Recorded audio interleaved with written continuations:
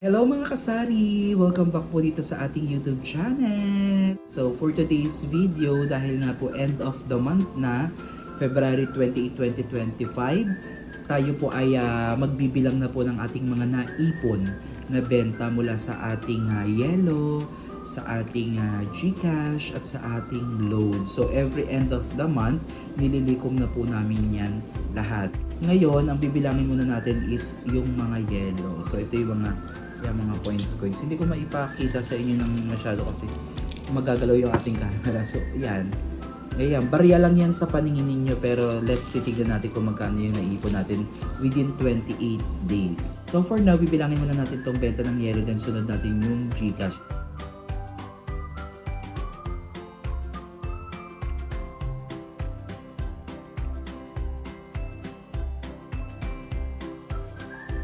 So ayan mga kasari, tapos na natin bilangin yung ating benta sa ating Yellow.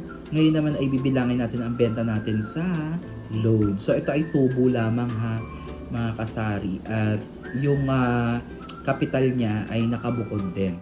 So 5 pesos lang for every transaction yung ating charge. Dito pa nga sa GCash pag naglo-load tayo, di ba minsan may mga charges na unlike before na libre yung paglo-load natin. Ngayon may mga charges na. So minsan meron tayong 3 pesos, 4 pesos, up to 5 pesos lang yung kinikita natin. Pero minsan gumagamit din ako ng mga ibang digital wallet kagaya ng GoTime, mga Cbank, for example ganyan. Para may mga free tayo, yung Palawan Pay. So may mga free charge or wala talagang fee at all yung ating binabayaran. Lalo-lalo na sa home credit, meron silang application dyan.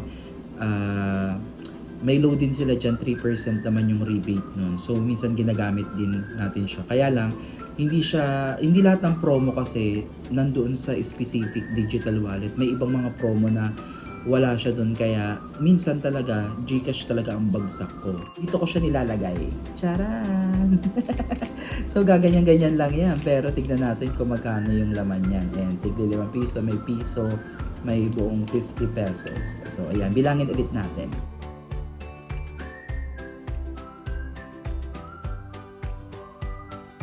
So, tapos na natin bilangin yung ating Yellow at yung Load. And proceed na tayo sa most exciting part, ang kinita natin dito sa ating GCash. Okay, so magkasama na po dito yung cash in and cash out. Okay, so for 28 days, ang kinita po natin ay 3,230 pesos. So, ito na siya. So, malaking bagay na to mga kasari for 28 days. Imagine, 'di ba? So, ito na yung kinita natin. Again, hindi naman pantay-pantay yung ating kinikita. Ang charge ko po sa 1,000 pesos is 10 pesos lang. Okay? So, mababa lang yung charge natin para at least marami tayong mga customer or mga suki na dito na talaga magpapa-cash in. At kung tatanungin nyo naman ako magkano yung nilalaman ko sa aking cash in o sa aking GCash wallet, so depende po yan mga kasari. Minsan kasi naglalaman ako ng 20,000 kung minsan isang tao lang yon ubos agad, so magre-reload ulit ako para magkaroon ulit ng laman yung ating GCash wallet. Minsan naman, mas marami yung customer natin or transactions natin na nagpapa-cash out. So, kailangan may enough fund din ako, which is hindi din natin yan ma-anticipate kung magkano talaga yung gagamitin natin. So, conforme yan. Kasi sayang naman, hindi ako nagpi-fix kasi na for example, 20,000 dito sa GCash wallet, then 20,000 dito sa aking pang cash out. So that is total of 40,000. So minsan kasi nag-e-exceed pa dun yung ating transaction. Kaya sayang naman, 'di ba, natatanggihan. For example, 20,000 lang ako per day, naubos na. So pwede naman ako mag-bank transfer o kaya mag cash in sa Palawan kasi free of charge pa yung Palawan Pay. So sayang naman yung opportunity nakikita pa tayo. Kaya minsan minamaximize ko din. May pera naman tayo na gagamitin. So minsan lumalagpas 30,000, 40,000, 50,000. Conforme yung GCash wallet natin at yung hawak nating fund sa ating pang cash out. So, yun, ito yung kinita natin sa buong isang buwan. So, hindi ko naman maibibigay sa inyo yung yung record kung magkano nga ba yung total ng cash in and total ng cash out natin sa isang buwan. Pero ito na yun. Basta masaya na ako dito kasi malaking bagay na din to, pambayad natin ng bills. Syempre alam nyo na sa tindahan kinakailangan din natin magbayad ng mga bills. Okay, anyway, ito pala ay apartment na nirentahan namin na nagkakahalaga ng 4,500. So 2 bedrooms.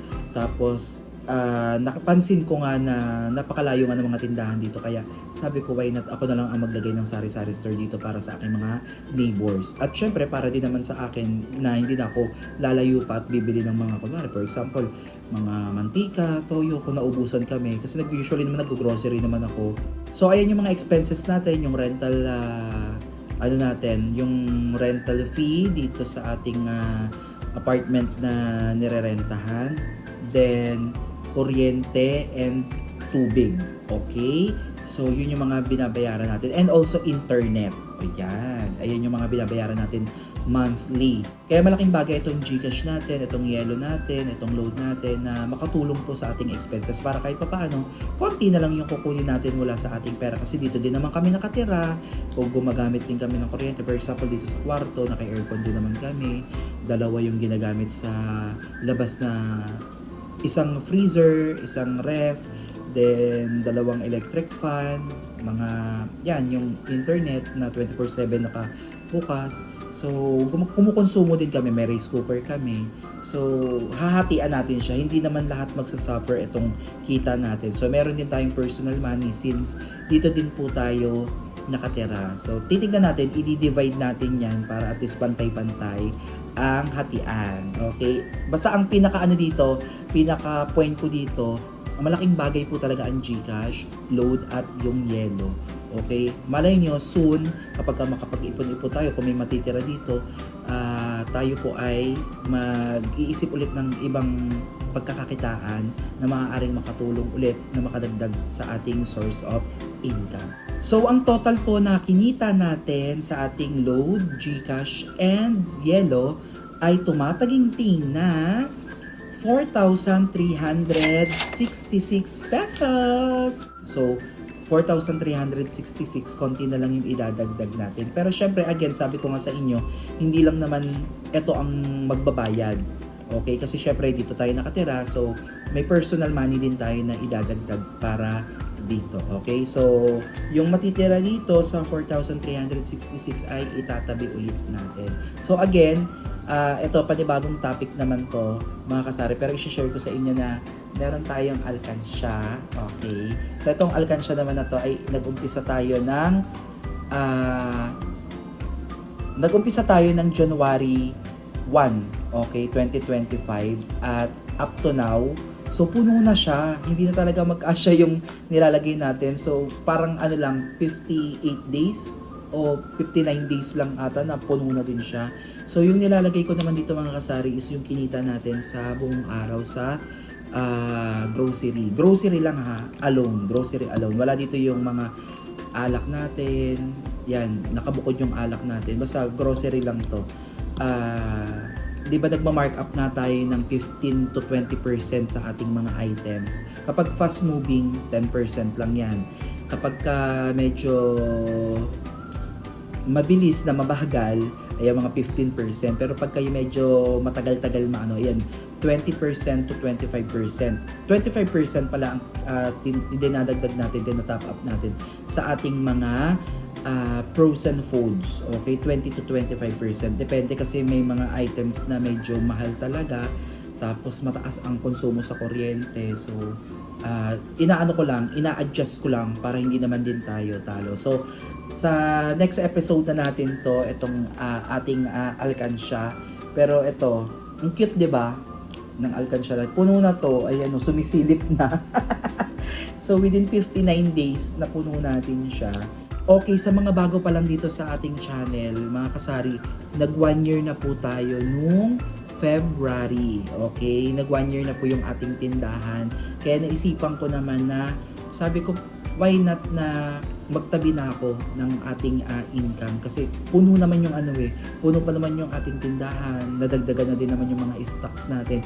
So ngayong taon mag-i-start na ako na magtabi kasi the whole year tayo ay nilabas lang natin yung kinikita natin everyday, pinapagulong lang natin ng pinapagulong.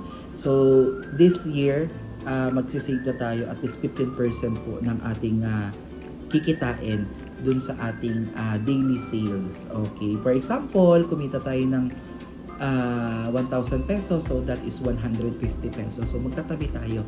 Then yung maiipon natin dito, mga kasari, ito ay gagamitin din natin para sa ating tindahan. It's either for expansion or pambili ng mga bagong oportunidad na pwede makatulong po sa ating sari-sari store. Kaya abangan nyo po.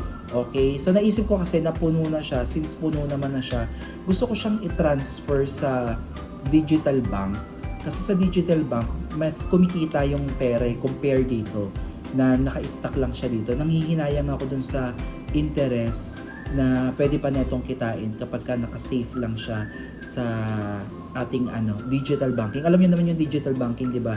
Ang taas-taas ng offer nila compare sa mga traditional bank. So naisip ko na kaysa patulugin ko yung pera dito, why not ilagay ko na lang muna siya dun sa digital bank para at least 'di ba everyday nag-accumulate po yung interest. Then parang alam niyo yan, compounding interest. Yung interest ay kumikita pa ng interest plus yung capital. So, just in case na may bagong opportunity na pwede nating i-grab, edi why not i-pull out natin yung pera doon din, ilagay ulit natin doon para at least mas ma-invest natin. Kung mag-reinvest. Ganun yung gagawin natin sa ating tindahan. Okay, why not? 'Di ba? Mari natin. Soon, hindi na tayo dito lang nagtitinda. Kumbaga, makapag-branch out tayo. Pero I love this place. I love this apartment kasi sobrang gaang niya. Sobrang blessed kami dito. At mabait yung may-ari. Mabait yung mga kapitbahay namin. So, ayun. Hopefully, ibigay ni God yung ating pinapangarap na mas malaki pang tindahan. Okay? So, hanggang dito na lang muna mga kasari. Ang dami kong mga no. Nag-start lang tayo sa ganito, dami. So, hanggang dito na lang muna mga kasari at sana na-inspired po kayo. At again, maraming salamat sa panonood ninyo.